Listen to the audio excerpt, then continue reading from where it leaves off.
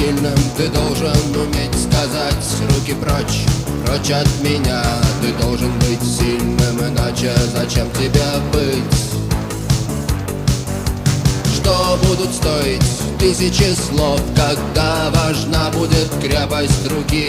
И вот ты стоишь на берегу и думаешь плыть.